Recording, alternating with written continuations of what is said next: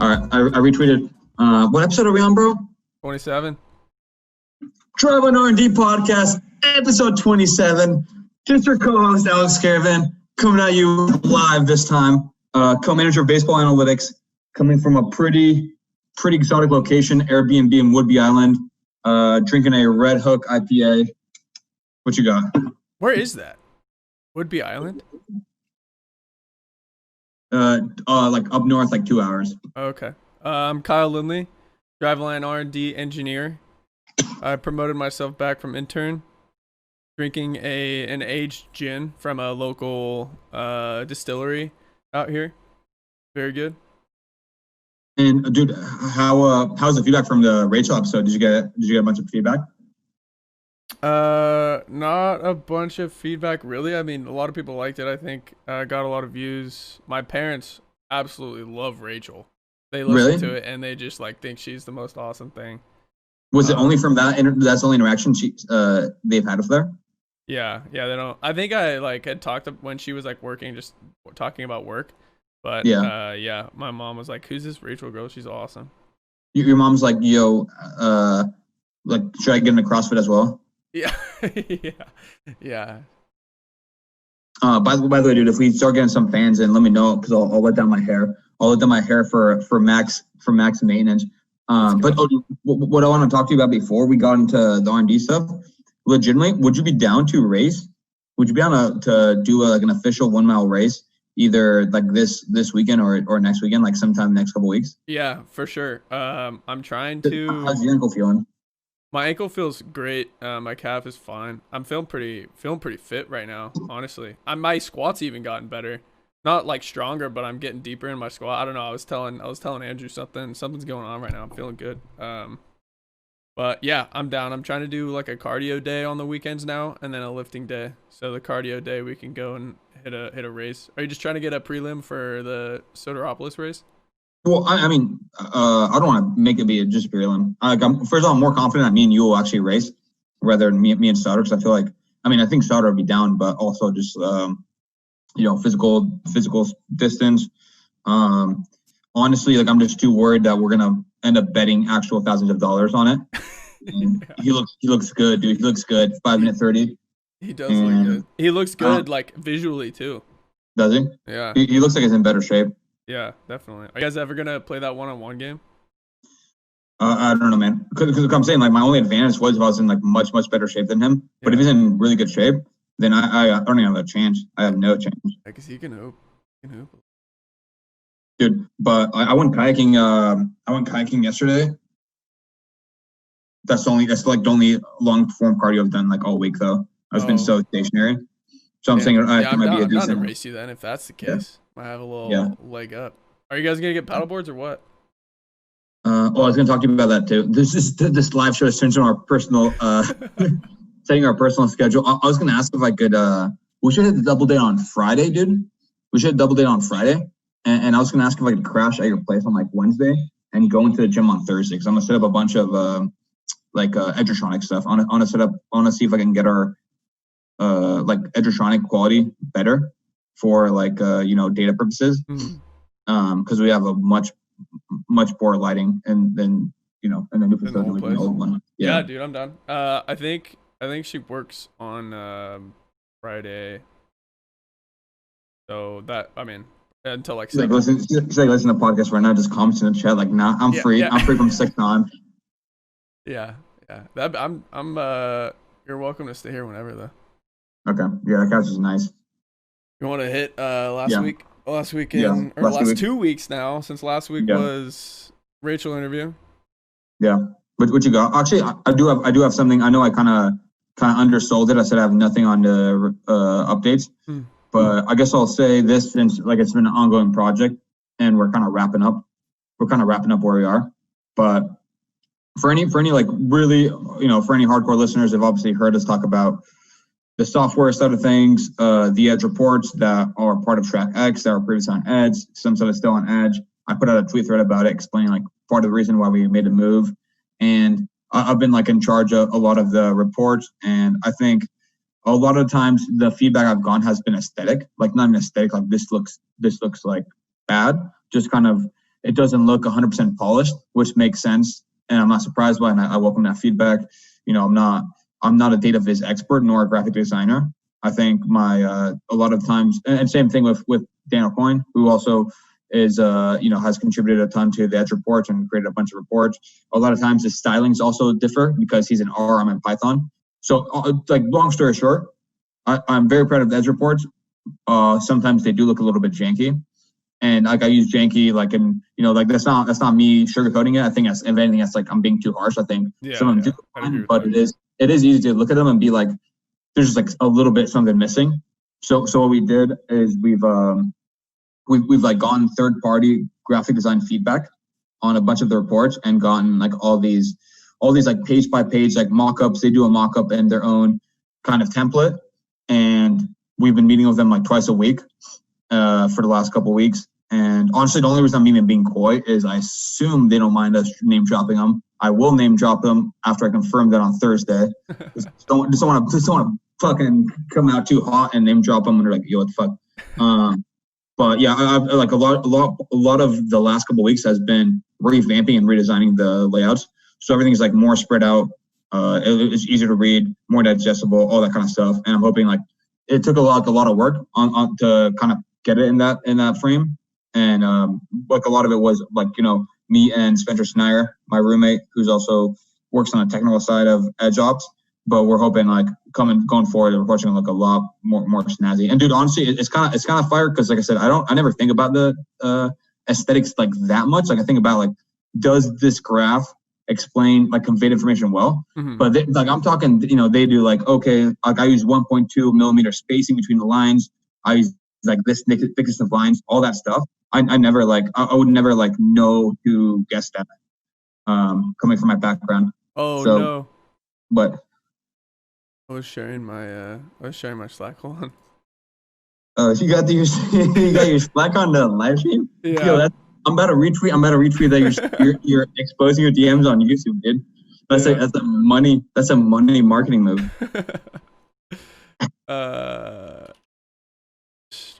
Yeah, sorry for anybody who's actually on here. What'd you expose, dude? What'd you expose?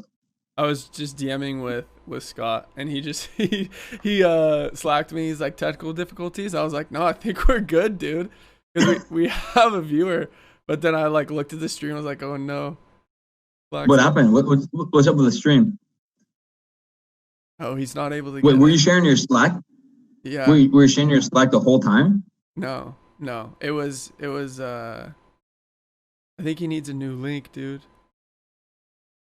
Oh no. Can you Slack him the link? They might have to retweet it out or something. How did Davis get the link? I don't know, dude. We need him to say something in the chat. I think Bella's still good on that link. Let me text her. Oh no, dude.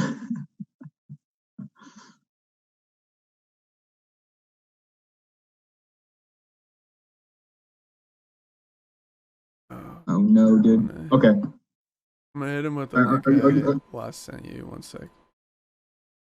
How hard was the transition? Because you were doing a lot of the work on the front end stuff. Once you guys made that a priority, right? How hard was that to switch gears from doing the back end analytics stuff to focusing more on the front end, or is it just a matter of spending more time on it? I mean, because to be fair, you'd kind of term everything back end because the output is a PDF from a Python script. She said, oh yeah, Belly said the second one. Oh no, should I take out my tweet, dude? Because you said the second one. Said the second one works. Yeah. Did you? Oh no, dude. Okay. Give your update, or are you are you right now? Oh, he's Scott's in, baby. With the second link? Yeah, the second link's working. That's weird because the first link was the one that was scheduled. Anyways, last couple of weeks, bunch of ops stuff. Tested some Modus things. Getting some Modus internal data collection. We talked was it 2 episodes ago? We talked about how we were gonna do some intra-session reliability stuff, so longer sessions and see how consistent within a subject and within a session the MODIS sensor is, and if that's more reliable or less reliable than doing like a between subject reliability analysis. So we started some of that. Did a couple requests that aren't super relevant because they're just like kind of fundamental like mechanics stuff with pelvis and some arm action things. Like so how much MODIS data have you collected then? I think we only have like 3 guys with like 10 or 15 throws. There's been some technical difficulties I was getting with Gretchen about. But then we're also collecting plyo velos starting like just plyo workouts this week, which will be good I think, with Devin. And then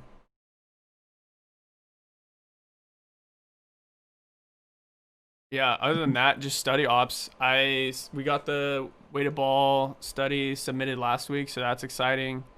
That's finally like, and it got past the first round of checks, so we're just waiting on peer reviewers and an academic editor. And then I'm also putting together like, so they got back to us and said that like our methods are we like reuse the same methods. Fire? No, in like all the studies, we basically describe the methods the same way. So they're like, you have to cite it, which I should have known. But then they also suggested,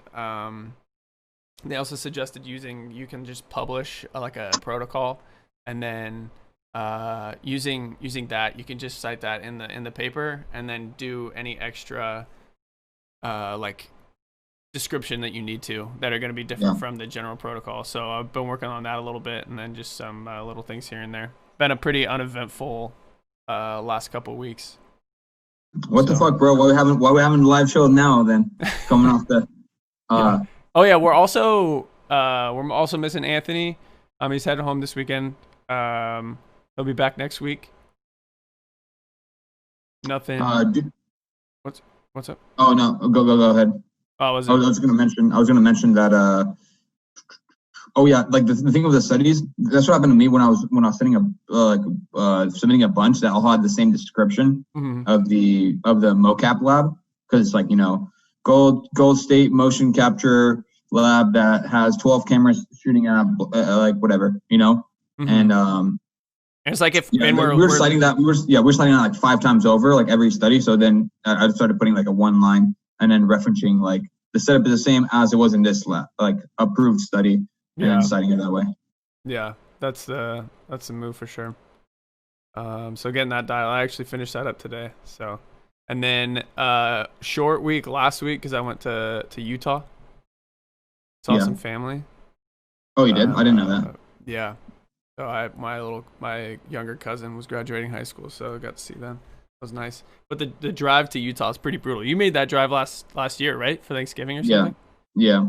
It was super brutal when we made it because we got a flat tire in the middle of a storm too, right? Yeah. It was snowing as Thanksgiving, and then that pushed us back enough that when we got there, and that's when I submitted a Saber paper too. I think I talked about on some of the earlier episodes. I submitted my abstract to Saber for 2020, which I eventually, my abstract got approved. I wrote a paper and made the finals or whatever the actual technical quote is, and then presented via Zoom, aka Peak 2020. Dude, we were submitting it. We were submitting it as we were driving through the storm. I just had Billy like typing it in the passenger seat and like looking over, and she's like, "Yo, keep your eyes on the road." And we're going by all these cars that are stopped, like all these big ass trucks, cars that have like snow tires on, chains on. We have nothing, and like a rickety BMW that just got a new tire. And I'm just like driving it, and it's like looking over, like, no, put a space there. And she's like bugging out, but it worked. That's funny. Hey, we have more than 2 viewers right now. We do. We did. So put my hair down, dude. Yeah. You also what you got on my shirt, dude? What is it? I don't know what that is. Oh, nice. What is that? What team is that? Is that just his own shirt? No, I think it's the Niners. I think it's the Niners Kaepernick shirt. Oh, weird. I've never seen a jersey like that. 4 viewers, baby. Oh, let's go. Okay, in that case, let's get into the overlays. What are our overlays again? So on to, let me switch. This is my first transition ever. First live switch. Switch to 2020 MLB Sabermetrics. Dude, what are you drinking again for the viewers? Because I honestly blacked out what you said you were drinking. It's not fancy though. Exciting times. It's easy to black out. I am drinking an aged gin from Batch 206. It's a distillery in Inner Bay. Super cool. How long did you age it for? Nah, it's aged in whiskey barrels for a couple years, so it's like the gin flavor with some oakiness. Okay. All right, dude. Tight. 2020 MLB Sabermetrics. What do we got? Dude, honestly, I got very little. Just complete. No, I mean, I only started looking at 2020 numbers pretty recently, which is why I kind of posted about it a little bit on Twitter. I've been meaning to look at it before. I mean, most of this is not news to anybody really clued in on just sabermetrics or MLB data in general. MLB AM switched over to Hawkeye, which tracks things, much more accurately than TrackMan. TrackMan uses LiDAR.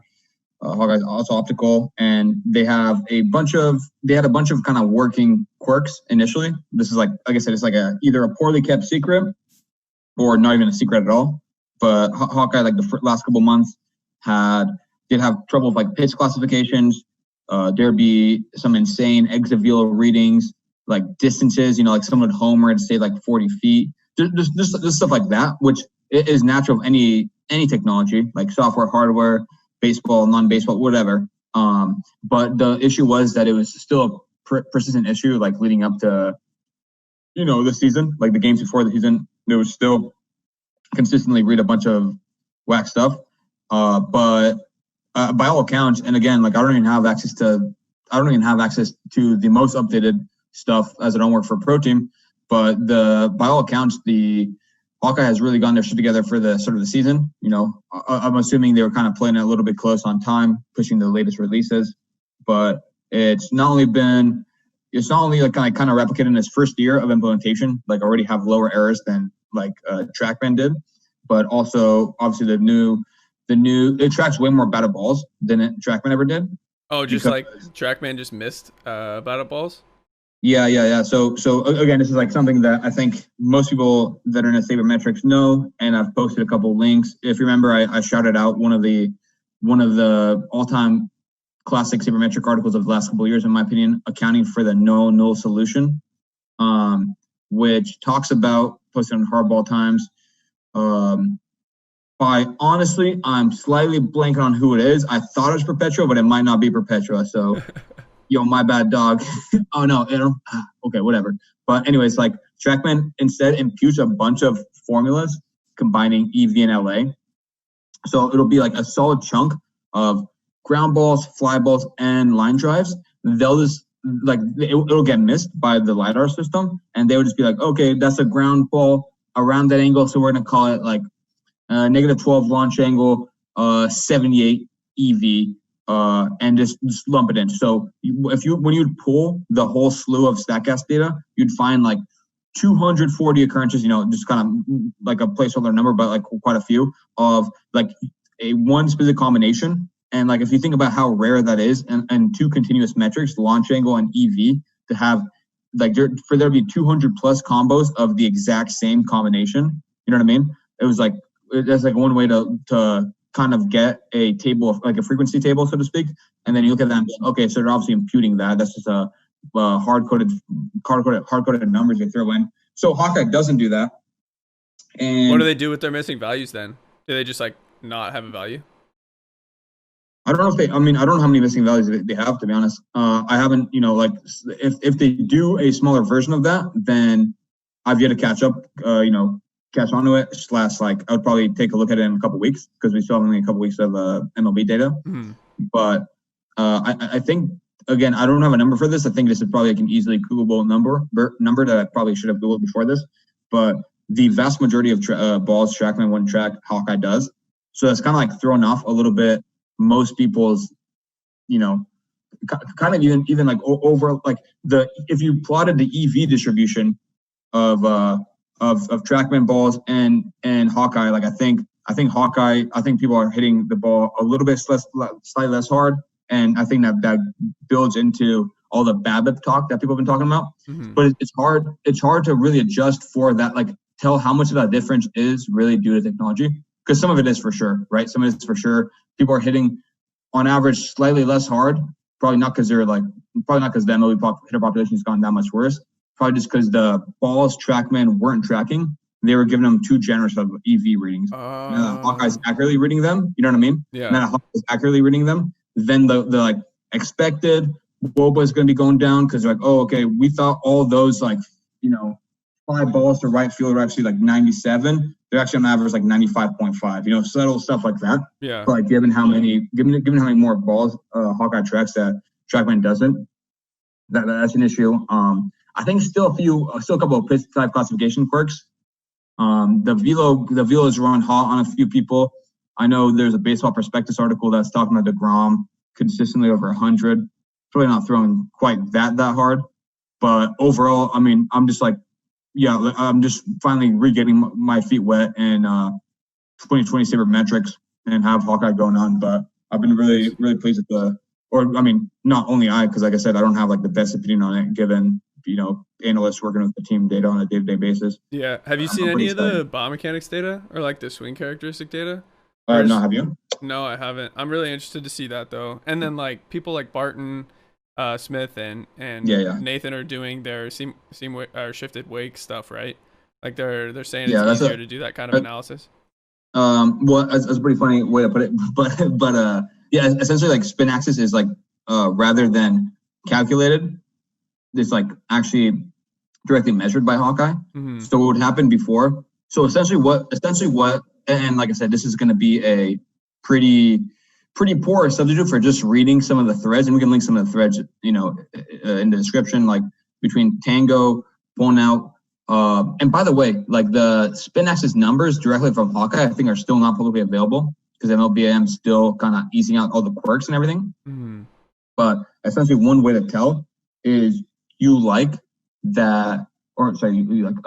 at people who potentially would have seam shifted wakes, people who like all the laminar potential pitches, loopers, turbo sinkers, whatever like Barton's classifications are, and you look at based on their metrics what their calculated spin axis and spin efficiency should be, and then you can look and see Hawkeye's and like actual measurement of the spin axis is like, but also like more consistent and different for these specific people. So that's like one way to fact check it. Like, okay, according to what we know, according to the trajectory models of pitch physics, we would expect this guy to have this spin axis, or his spin efficiency or whatever. And then you look and like, okay, this actual measurement is slightly different. That supports like the theory that they are doing something. There is some sort of unaccounted for movement happening with the seam shifted wake. But you definitely shouldn't keep asking me questions on this because I'm gonna do a very poor job. Rendering some of Tango and Bart's finer points. Yeah, but the main reason I asked is because like that's the most of the stuff that I've been exposed to, like on Twitter, just seeing Barton. He's like seems like he's very excited about the whole Hawkeye thing. Dude, and listen, Bart, if you listen, you're a fan, send us a beer rec and we'll do that. I'm actually we should try some of his because I think he brews beer. That's what I'm saying. I know he's a big beer guy. Mm-hmm. What were you saying? Oh no, I'm trying to get some sponsorships from Belly's parents. They own a furniture store in Arkansas. I was trying to convince them. I was pitching them on. They pay us a stipend of $150 a month, and we offer 10% off on furniture across the whole store. They claim we don't have a like matching audiences. So thinking if we can get any viewers or listeners to like give fake interest, we can secure the bag. We'll secure that like monthly month-to-month stipend, and then we don't get any benefit out of that, dude. It's just like we gotta eat, bro. We gotta eat. We gotta get we're at the bottom. We gotta get sponsorships any way we can. True. I mean, still haven't tried Rubens. We should though. I tried the Gorilla Juice beer. What do you mean try, dude? You've been slurping that shit when you've been over. Oh, that's right. Yeah, the first time I had it was at your guys' place. But I got my own 4-pack last week, and God, it is incredible. Absolutely incredible. All right. Well, I mean, not getting any questions yet. No interaction from the listeners yet. But You think they're probably riveted by my hair? yeah, they're very distracted. Yeah, if you guys have questions, want to participate, hit the chat. Dude, to mix it back into some personal stuff. Actually, never mind. That's a bad potential transition. I would say you can't talk about the thing you alluded that you're going to talk about on the Rachel episode, can you? No, not really. I mean, I could. Okay. I could. Because I re-listened to that episode and I just heard you. I remember like when it happened, you're like, maybe we'll talk about it later. But I was saying like given recent developments, and for all anyone knows, this is like complete listener bait. Like, yeah, that's a story. Eventually I can talk about it for sure. All right. The only other overlay, should I switch? Go to the cute animals, gaze tracking. Let's keep talking. I mean, let's keep it going on some sabermetrics for a bit. Let people catch up, especially as because I think it is an interesting topic. And like I said, like full disclosure, I haven't spent as much time doing sabermetric stuff as I have in the past years for this data. A combination of higher priority on work projects right now at Driveline, personal life stuff, whatever. That's not the case. That's not like the case I always want, or that's not the status quo I always want. I'm going to be, switching back to sabermetrics when I can and providing, value that way, either through consulting, public research, spreading our exposure. Oh, actually, this is a plug, dude. Can you throw a last second sabermetrics plug in or not? Sorry, not really. Can you throw like a quick? Okay, any listeners? We are potentially opening up an analytics internship, as well as potentially. Well, basically, we will have a analytics full-time internship go live in the next couple days. Details to be determined, but that's going to be something that we kind of that we'll post about. But I guess question from you, slightly obviously you're very internal, but not working full-time analytics.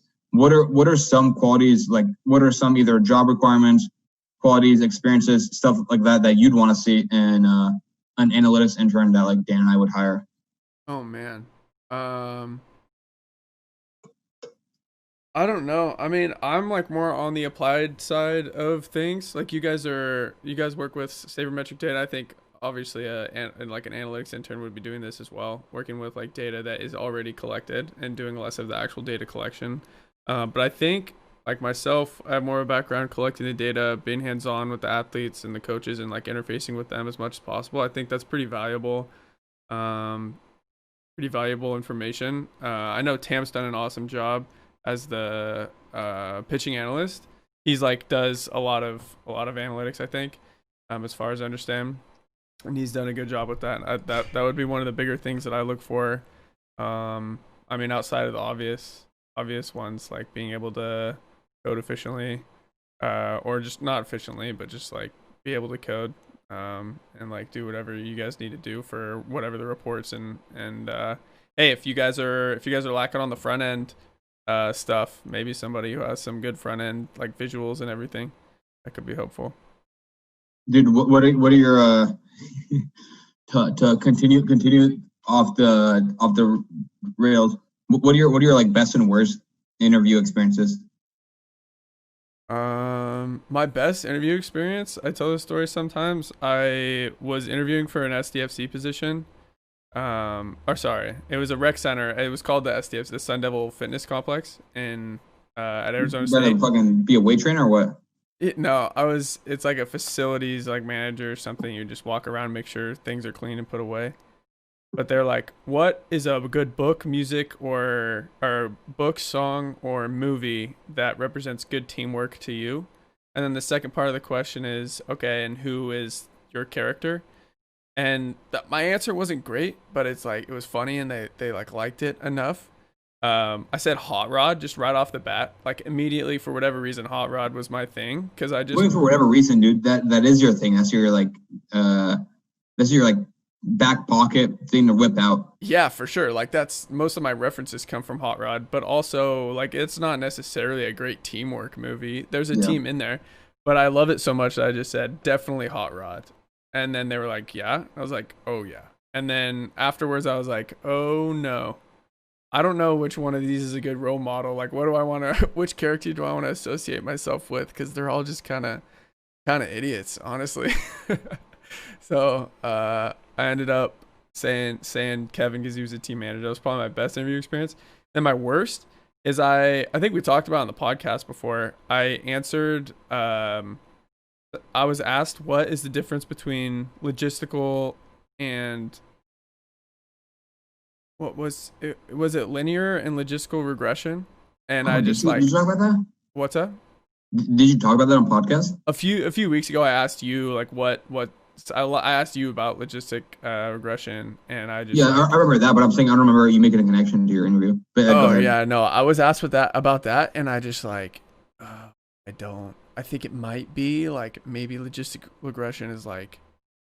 I thought it may have been just like transforming one of the variables like we had talked about. So it's like wasn't linear, but you were like doing taking the log or doing an exponential or like doing some type of transformation to one of the variables.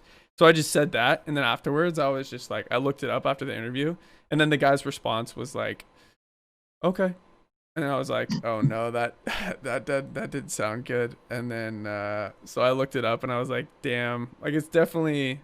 Like it definitely would have been a better look if I was just like, yeah, I don't really know. I don't know the difference. Yeah, interesting. Yeah, I've had a couple. How many interviews do you think you've had? Full-time positions, like I didn't interview for Driveline full-time, so I think that was like interview processes like 2. 2 where you had the full-time interview at the end. That few? I didn't even one of them I didn't even get to the full-time interview, but I went through like a couple steps like the questionnaire. What? Shit like that, yeah. How many jobs do you think you've applied to? Like let's say post college, right? Let's say post college, or like it can be you could have applied for the job in college, but the job was for something post college to like cancel out any summer internships. There are a couple engineering ones that I applied for or I did the interview that I thought went yeah, but there was only a couple. And then there were like 2 baseball ones, and I just like that was it. I applied to maybe like 20 positions, but I didn't get a sniff on the engineering one. I didn't have somebody like a good reference in the department. So I just and then I just had my experience here at Driveline. So I was able to get in here, but I honestly didn't apply to that many. I applied to a bunch of internships a couple summers before, but there were like I was limiting myself on engineering positions because a lot of them that my classmates would go into, like quality control and quality assurance, I just wasn't into. Yeah. So I just I didn't apply to any of those, and I was really picky, especially coming out of college. You just can't really be picky. But yeah. I got lucked out, or I lucked out. Oh, I applied to a PhD program, so I was kind of low-key banking on that. I thought I was gonna have a decent chance of getting in. Dude, you know what we should do? By the way, you know what we should do? Because I think this guy's gonna fire, and we left some space hanging out there for potential questions, but I don't know if they'll come or not. Probably somewhat poor playing on our end. But since we kind of let off some MLB stuff or some baseball stuff, I should say, even more broadly, and we have a study in the back, dude, we should make this a more casual interview. We should make this like the Kyle Lindley interview. Oh no. Yeah, like personal stuff. And this is going well. I think it's interesting. What? We could do an episode for each of the co-hosts. Yeah. I'm saying since like I said, we didn't really have a concrete plan on this live show, but I think I already started talking about this, so we just talk about this for the Kyle Lindley interview. Okay. So okay. Yo, better pour yourself some porn. Should we hit the cute animals first? No, let's have that be the end. Let's have that be the end. Because I think anyone that's watching at this point and into this wants to know more about you, dog. I'm really sorry, guys. This week's episode kind of went off the rails. No, dude, this is fire. This is the Kyle Lindley interview. Yeah. Okay, so take me. You know what I mean? Because but when we have interviews, when we have guests coming in, if we do know them really well, like Dan and Rachel and stuff, it's still a little bit more like, okay, hey, like tell the viewers about yourself, like all that stuff that like any consistent viewer should already have, that like should already know everything about either of us that Dan or Rachel would have covered in their own interview about themselves. So I'm saying like this should be like the personal Kyle Lindley interview. So like I'm talking high school interests. Like what was your focus? What was the ratio of like school to social to like, you know what I mean? Like extracurriculars. Yeah. What were kind of your priorities in high school? We won't go too deep on childhood stuff. We'll start at high school on. I worked at Safeway. I was a Safeway courtesy clerk for since I was 16, so I think that was sophomore year. And then other than that, in baseball, I didn't really have extracurriculars. I hung out with my baseball teammates. They were. So what would you play? What'd you play? What was your position? I was a pitcher. How dirty were you? I mean, I had a pretty good curveball. My fastball, I threw a two-seam, and for whatever reason... Team shifted two-seam? Yeah. For whatever reason, it missed a good amount of barrels, so I would just throw strikes and, like, it would just get outs. That was my thing. My extracurriculars were just, like, hanging out with my buddies. And then school, I was pretty focused on school because my parents were pretty, like, on me about grades and everything. So, fun fact... What kind of grades did you get in high school? I got 2 B's. 1 B was in wood shop because the teacher dude. Wood shop. Let me explain, bro. My dad was a hardwood floors contractor. We have a wood shop. What are you doing? Dude, I can't believe you got a B in wood shop. Dude, keep talking, bro. It was during the spring semester, so the teacher was upset about the baseball guys leaving early to go to games all the time. And so I missed out on like 20 points or something every day that I wasn't there for cleanup at the end of class. And you couldn't talk to them? You couldn't be like, dude, give me a break. I can't do it. Like, we tried. Really? It didn't work. And then my other B was in Spanish too. And it was because of participation, because I was just like talking to my buddies too much. And if you talk in English, you get like marked points off for not participating by talking in Spanish. So those are my two. But dude, how loudly were you talking? If the teacher calls you out, can you just be like, "Oh yeah, I was talking in Spanish"? I mean, I don't know. Like, are you talking out loud? You gotta be like in class. You gotta be like whispering to your buddy, like, "Yo, what's up, dude?" Yeah, no, I laugh a lot. I'm a big laugher, so it's like pretty obvious when I'm like not paying attention to what's going on in class. Yeah, dude, laugh in Spanish, bro. Yeah, so I was a pitcher, school, focused on school a lot, and then worked at Safeway. That was my thing. Where are you doing at Safeway? Where? No, I was saying, what, I know where, dude. Sacramento Safeway, or is it Granite Bay Safeway? Yeah, somewhere around there. I was a bag boy, courtesy clerk. Did you try to go like super, like, so you all you did was bag, no cashier work, just straight bag? Yeah, you can't do anything other than bag until you're 18. Oh, really? Yeah, and then because I don't know, the courtesy clerk is the only like position you can have between 16 and 18, and you have to be 16 to get a job there legally. Did you have any PRs when it came to bagging? Like, would you go in on, I'm gonna bag 20 bags this hour? No, actually no, 20 is way low. Like, I'm gonna bag like 200. No, the competition wasn't with bagging; it was with pushing carts. And oh yeah, I PR'd with pushing carts. We were supposed to be. What do you mean? Like, so what would a PR be? A PR would be like 12 carts, and we didn't have like the straps, and we didn't have the things to like push it for you. So you had to push it yourself, and you had to turn it yourself. There wasn't like somebody else, or you had just like to manage all these carts, which is way harder than it sounds, especially like when it's hot outside. And you're only supposed to be pushing 6 at a time max. But when I would close, I would get, like, when most of the customers were gone, I would go out and like try to round up as many as possible for like efficiency purposes.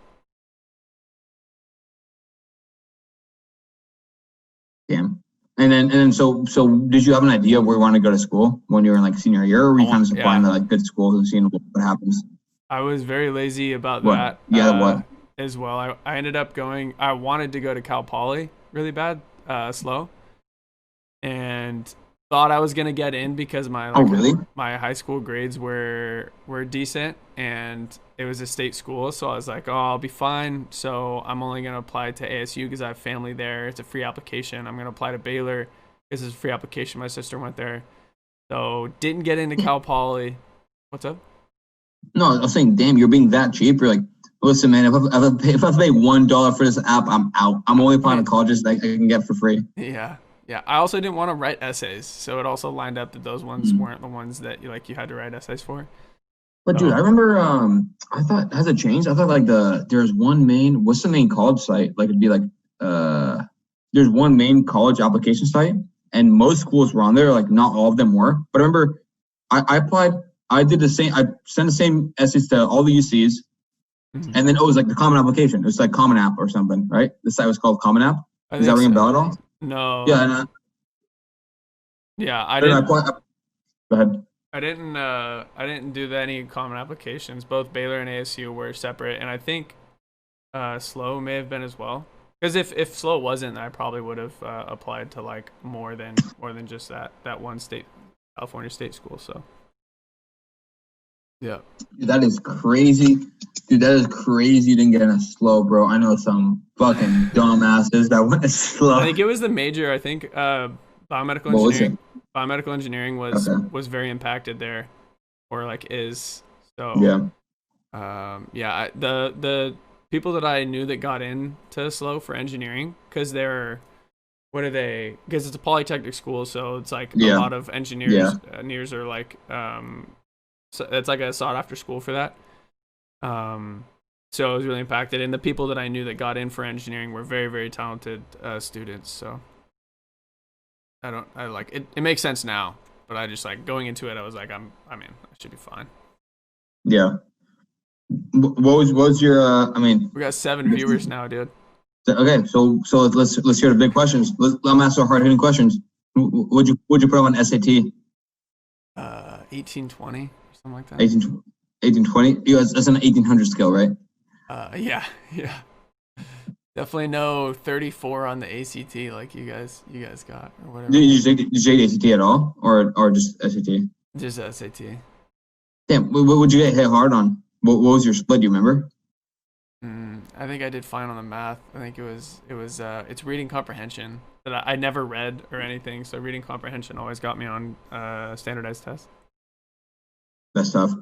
Okay, so then you went to then you went to Arizona State, and then like what was your kind of like up and down like when you were in school in terms of like motivation, or were you like, okay, I'm in college, I'm just gonna like do college stuff, meet new people, have new experiences, try out different classes, like party, whatever. Like what was kind of the shift in focus? Because at least for me, okay, you go first, but like how did your focus and like emphasis on your career change from like freshman year to senior year, or did it change at all? I had a long distance girlfriend for the first year, so I was kind of checked out of the social aspect of school. So I was just like there to like do my business, get done with get through my classes.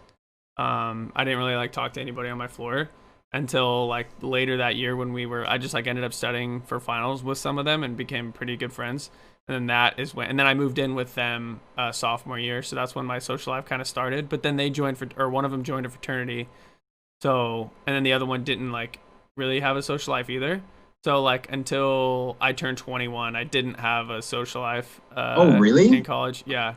And I don't think I knew that. And then once we turned 21, I was still like pretty insecure and didn't want to like go to the bars, and didn't have that good of a time. But then I moved in with my senior year. I moved in with one of my buddies that came back from freshman year, and he likes to go out, so we started going out to bars and hanging out with people then. So that my social life didn't really start until senior year of my undergraduate degree. And then so the whole time I was just like focused pretty much on only school and then working, because I was working at Parking and Transit at the time. Oh, you were? Yeah, I was working at Parking and Transit, and then Were you doing that just to pick up a couple extra bills? Just to pay for rent. Yeah. Yeah. Yeah. So, and then when Driveline came along, I started doing remote work for Driveline, and then so I quit parking and transit, and then I picked up the SDFC job on the side for that. And then my 5th year, I was just getting paid. What's SDFC? The rec center. Sorry. Oh, okay. Which that's the one interview you nailed. That's one interview you nailed of Hot Rod Baby. Yeah. That job was so fun. All my buddies, I was like, you have to get a job at the rec center. My buddies that were in college and weren't playing a sport or whatever and didn't have a job. So you gotta work at the rec center. It's so fun. The people there are like great. You get to interact with the people going to the gym. So fun. Damn, and then I mean, I know like Bodie loves to joke about this internally, but so what were your other internships between that and Driveline? Driveline was summer 17, and then after summer 17, I went back to school, was continuing to work part-time remotely, and then I got an internship with Naraxon, which they manufacture EMG and IMU systems. Yeah, and EMG like tracks like you want to give like the listeners a couple like sentences. Yeah, EMG basically measures neuromuscular activity. So it's like a couple electrodes that goes on like the muscle belly of whatever muscle you want to read. It's the same thing as ECG. It's just like for hearts, and then EEG measures the like neural activity, like electrical activity in the brain. So it's that, and they like developed research grade EMGs. So them and Delsis are like the main two. And then so I was really excited about that. I got the internship there, but then on the first day of the internship, I just like didn't think to ask until like I still didn't think to ask. But he said, because this internship is unpaid, we're like gonna give you like a stipend or whatever every month, like a small stipend for travel basically, just like paying for gas. And I was like, what? I was shook. I went home and I was like, I don't know. I gotta get a different job. And then, but it was like kind of late in the summer already, and I didn't even think to like talk to Driveline about going back up there at that point. And then when Bodie came down into Phoenix, once I had told Joe that it was an unpaid internship with Naraxon, and then Joe just like dropped it randomly in the car with Bodie because he knew that Bodie was gonna eat it up. And then Bodie just flamed me. How did he drop it? And this is Joe March talking about, our director of R&D. Yeah, he was just driving. We were going to the Airbnb or something because we were doing some work with a team out there. And he said, he's just like, BRK's internship is unpaid. Just like randomly. And Bodie's just like, what? And then, yeah, so I still haven't heard he flamed me on Twitter the other day for it. Yeah. I think what was it? I think it was set up from the podcast or something. Oh yeah, it was like an R&D. It was like a reference to you saying R&D intern. Oh yeah. Fortunately, it's a paid internship. Yeah. And when I came back here and started full time and introduced myself at all hands, he was like, and he took an unpaid internship last summer. Yeah, dude, I had the same thing happen to me kind of because I think one of the summers I've been planning on doing something else, and then last second that fell through, and I wanted to get an internship because at least at Berkeley, it's like very, I mean, it's just like a very competitive environment of like, if you're not getting if you're not doing like a high end internship, like during the summer, you're like, what are you doing? Right. Yeah. So I got a pretty cool I applied for a pretty cool internship, like this startup based in SF that was dealing with solving long-term unemployment. And I was pretty, like, I just spam applied. Like I spam apply to places. I'll probably apply to like hundreds of jobs over the years, and like plenty of times I've like not even followed through on the interview. I probably had like 80 interviews. That's so wild, dude. I probably had like 80 interviews, like a dozen or so, like, you know, final interviews / job offers. So like you know what I mean? Like I've been through I have no problem loading my plate with just like boom, boom, boom, boom. Like my second interview with Driveline, it was the 4th interview of the day, and I went into the office in my old job. I took like an interview at noon, at 1, at 3, and at 4:30, and Bodie's was at 4:30. And I was just walking out of the office like on the phone, talking to people. But yeah, I remember I took this summer internship, and like I went to the place, And the guy was like kind of talking. He's like so classic, like selling me on it. But I was like desperate for an internship. He's like, blah, blah, blah. And I'm like, yeah, okay. And he's like, and then I got one last question for you. If I offered you this internship right now, would you accept it? And I'm like, yeah. And then he like reached the hand. He's like, all right, welcome aboard. I'm like, all right. And I didn't know any details about it. It was just like, yeah, it was just like mid-July. And I was like, I need to get a fucking internship for the summer. Yeah. So I just hopped on, and they were really nice, but they just had like no budget. It was like 6 or 7 like pretty high end interns, you know, like a couple people actually went to Berkeley as well, but like pretty qualified people with just like everyone's unpaid. They were just like paying for our lunches. They would just get like lunch every day and then pay for like transportation. So essentially, we weren't like losing any money.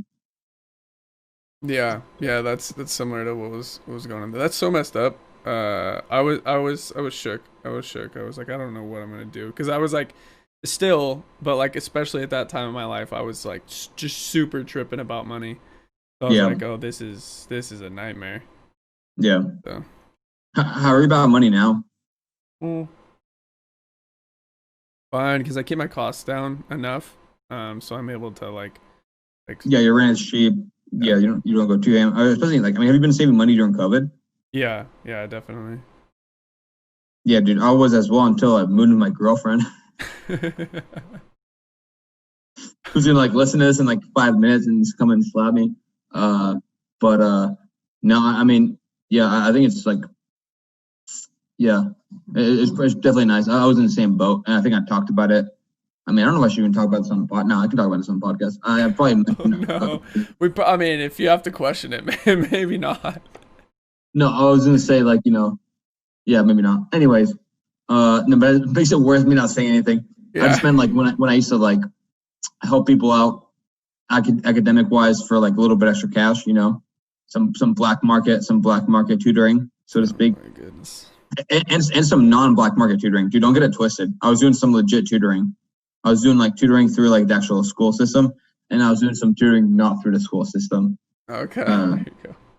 But and then and going into Driveline, like you mentioned, you've been working like remotely and part time, and as an intern for a couple of years. But essentially, in terms of full time, you've only been working for like a year, right? Yeah, a year in June. Yeah, year in like 2 months. Oh, okay. I was about to say I didn't even realize. I wasn't sure the exact like. Sorry, I assumed it was in the summer. Yeah, June makes sense. What are your impressions relative to going in? Because obviously, like for example, like, you know, anybody that surprised you, any vibes that surprised you? Like I know you obviously knew a bunch about what's going on a high level because you're like, you know, in Slack and Basecamp and know some of the guys. But for example, like me and you and I only met one time. You spending time. I was surprised by absolutely nothing. Even as like I was telling somebody the other day, like you two, even though I hadn't met you before, like it was like I had heard enough about you because you're like good friends with Anthony, and then like Joe and Bodie always talked about what was going on. I was also like Bodie and Joe would be down in Arizona all the time, so I would be like just catching up with them all the time. So I feel like I was pretty well in the know, so I wasn't really surprised too much by much of anything. The biggest thing I was surprised about was just how much the facilities changed, because in 2017 what was our research lab and was like our office before we moved facilities was just drastically different from when I was there in 2017. It was just like an empty building with like a bubble and then some cameras on tripods, and then when I came back, it was like there's desks everywhere, computers everywhere, a little training area, a weight room, and then almost a full cage with like a permanent camera setup.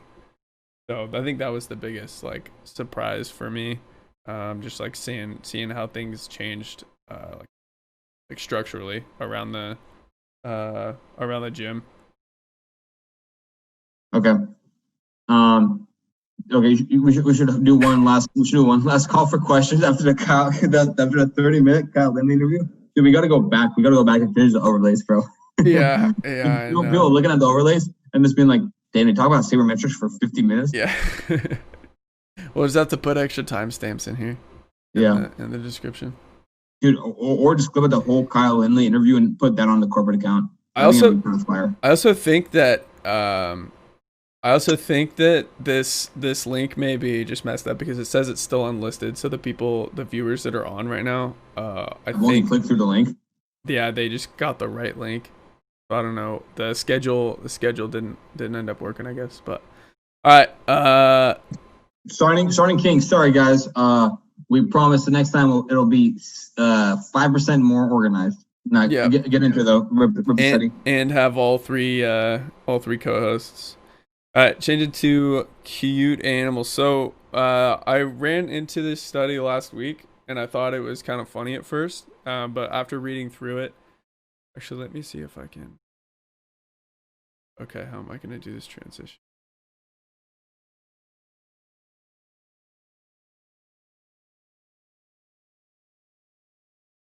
I mean, you also feel free to. You got it. Let's go. All right. Because the title is just kind of ridiculous, honestly. It's for people who are listening. The effects of viewing cute pictures on quiet eye duration and fine motor task performance. So, quiet eye duration is something I've talked about before on the podcast, and is something that's very popular in sports vision and perception research. It basically just like refers to a visual fixation where your eyes are fixed on one single area for a certain amount of time. And I just like saw cute pictures in here. I said, this is ridiculous because I don't know, just cute animals. But then I read through the abstract a little bit. They like looked at, I guess there's evidence to suggest that looking at cute pictures basically improves your attention, or like makes you more attentive to whatever you're looking at, not only while you're looking at the picture, but like what you do after seeing the picture as well, which is kind of crazy. So basically they set up this, it's by Naoki Yoshikawa and a couple other researchers from Are you trying to screen share? Are you trying to screen share all the study? Yeah. Or is that too sketchy? Or is that too sketchy for the overlays? No, I'm screen sharing right now. Or I'm like doing my own. It's like shown on the stream right now. You just can't see it. Okay. Yeah, so this is another study out of Japan, which yo, throw me the link. Throw me the link then, dog. Just drop it in body. Are you gonna don't make fun of me for my my big cursor again on the podcast? No, I'm saying I'm saying you don't have the screen share on. Okay, yeah, there we go. So I won't even be able to see that big cursor. Dude, is that why you didn't screen share? No. I mean, you can see the actual size of my cursor on the video if you're watching. Actually, yeah. Dude, also, I thought you were exaggerating the title of the study. It's just nuts. Yeah, cute pictures. It's wild. So basically, what they measured was they had people go through there's a fine motor task, which is basically like using tweezers to pick up a very small object like from a board, and have you do it before viewing pictures, after viewing pictures, and then after viewing pictures while you're also under pressure. And so there was two different groups. The experimental group was looking at cute pictures, which were predetermined using a survey. They were like separated by like surveying people whether they think they're cute. They're like, they make you want to get closer to the picture, like things like that. So they chose this group of cute pictures, chose these group of adult, or which are like have baby animals in them. And then they have a group of pictures that aren't necessarily like quote unquote cute. They're adult animals. And then so that's how the groups were different. And then so yeah, again, they had guys go through, or they had the participants go through the fine motor task before they viewed the pictures, the motor task after they viewed the pictures, and then after while also placing pressure on them by like putting an observer next to them while they're doing while they were doing the task, so they felt like the pressure of the audience and somebody evaluating their performance basically. And what they found was that first of all, they go through this like very, very long introduction, which I read through completely a couple of days ago, and I was impressed. Well, like one thing that I like about some of these new like journal platforms is that you have the ability to, you're not like as constrained on as far as words go and everything. So they go through like a bunch of, first they introduce the cute pictures and some of the background research on that. Then they introduce quiet eye and what that has meant for like sports and sports research.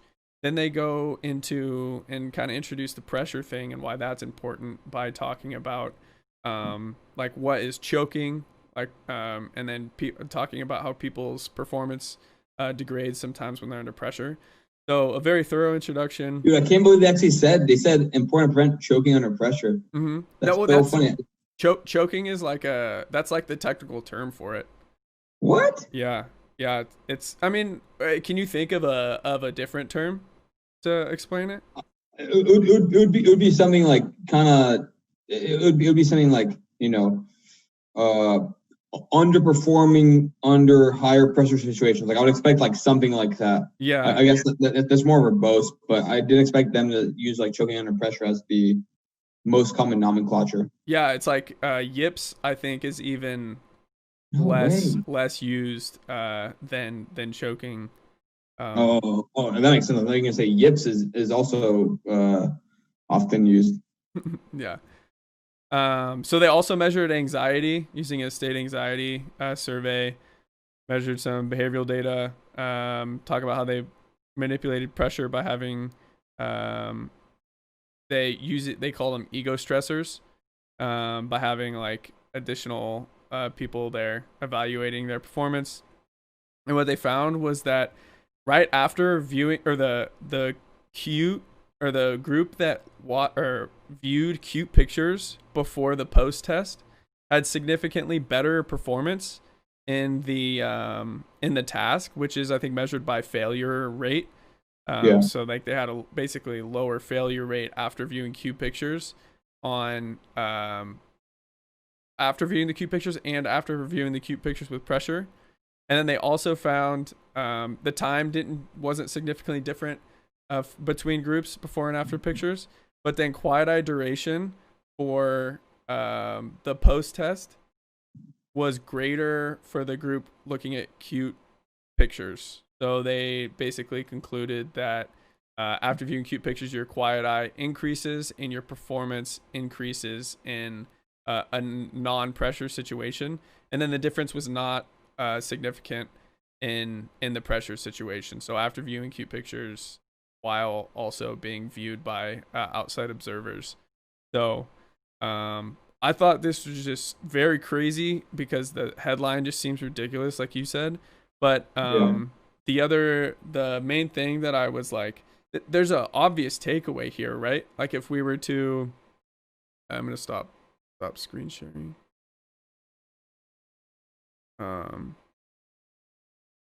There's an obvious. Also, it seems like a huge cultural bias, dude, on the cute picture stuff. Who like you know what I mean? Like it's almost like depends what each person's background was to them. Yeah, but they they did a pretty like in-depth like survey with multiple measures of cuteness, and tried to probably remove or make that as objective as possible. But yeah, there seems like an obvious application here. So like if you can prime, this is like an example of a priming paradigm where same thing happens with like neural stimulation. Like there are some nerve stimulation techniques that you can like do it before a performance or something, and it's supposed to like get you ready, calm you down, maybe like promote synergy or whatever. But this is like if you can have, and hitting is a precision like task in my opinion. Like you can like maybe it would be cool to study this in hitters. My buddy made a joke the other day because he saw my tweet about this. He's like, they should just. What's up? No, I was saying I didn't see the tweet. Yeah, I just like tweeted about it. Like, oh, this. I missed it because my filter was people that have at least 1,200 followers. Got me. Yeah, he was like, they should just replace the cardboard cutouts with pictures of a bunch of cute animals so the batter can just like turn, look at the cute animals for a second, and then be more precise right afterwards in the box. So yeah, dude, I wonder if, man, that's actually pretty wild. Because the thing is, I'm not super surprised, but I bet there's so many other pictures that could also like maybe get an effect. Yeah. I feel like. Yeah, definitely. And I also think that like there are Put a picture of your like parents up there. Yeah, I think it would make me perform worse. I think there are multiple theories for like why this might these things might be happening. Same with like, so there's quiet eye research suggesting that if you have a quiet eye, you are more resistant to high pressure situations. So like the way they tested that was they increased people's heart rates, increase all these other measures of anxiety and like performance anxiety. Mm-hmm. And then they have people do the task again. And the people whose performance degraded when they were in the high pressure situation had significantly shorter quiet eye duration. So basically looking longer at like fixating on the task for the optimal amount of time seemed to be a big contributor to people who like were clutch, basically. Yeah. And I think that there might be some like weird neural thing that happens when you look at a cute picture and it promotes some bodily response, but it also could just be like a distraction thing, you know? Yeah. Like it stops you from thinking about the things that don't matter, or it takes you, or like the things that make your performance worse. It like takes your attention off that. So all that stuff's very interesting. I think in some of my graduate research was kind of around the priming paradigm of vagus nerve stimulation. And there are some studies and there's some data to suggest that using vagus nerve stimulation calms you down and you're more resistant to the yips. But it also could just be like anything could be a placebo there. You know, like most people who have the yips get the yips when they're in pressure. And if you could take their mind off that by doing really anything, then it's possible you can improve their performance. So, yeah. TLDR, cute animals enhance performance. Dude, we missed out on the Kyle Lindley interview. We should ask how have cute animals improved your performance in high clutch situations. Dude, I wonder how the Kyle and Lindley interview part does. Oh no! You could have gone. I feel so bad for all these viewers. We've had consistently 7. We had eight viewers there for a second. I'm pretty proud of us, dude. That's not bad. Yeah. I really think it could have been more though if I didn't sausage this privacy thing. I think it's still unlisted, so only people with the link can view it. But yeah. Anything else you got for today? I think we're coming up on an hour. I think a little rough for our first live show. I think we came in expecting a little bit more engagement, and we're hoping for that, but probably should have planned it a bit better. But you guys all got to know Kyle Lindley a bit better, and we'll have personal co-host interviews as well coming up. Yeah, we'll have all three. What's up? No, we're gonna have an exciting guest, I think, next week. And or if the guests can't make it, we're still gonna have a very exciting announcement. Oh yeah, that's right. And we'll have all 3 co-hosts back. Yeah, are we going live next week again? Is this gonna be the norm? Let's see. Let's see how hard it is to like edit and everything and put everything together. Yeah. So also not gonna front, dude. I think this Red Hook IPA got me a little lit. It's a pint, right? It's not a regular 12 ounce. Yeah. I'm about to have another meeting in like 50 minutes, and I'm about to go have dinner with my girlfriend and her parents. So should be fun. Nice. All right, guys. Thanks for listening and watching or watching. We will get this up on all the other platforms very shortly. Peace.